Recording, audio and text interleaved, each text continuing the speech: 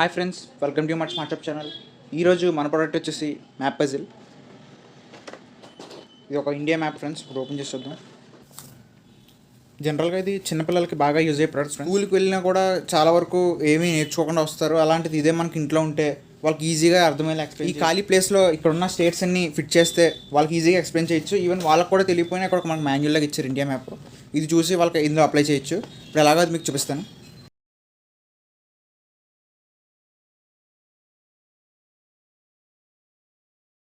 So చూసారు కదా friends, ఇలా మనం ఒక్కొక్కటి తీసి వాళ్ళతోనే పెట్టిస్తే వాళ్ళకి కూడా నాలెడ్జ్ చాలా పెరుగుతుంది.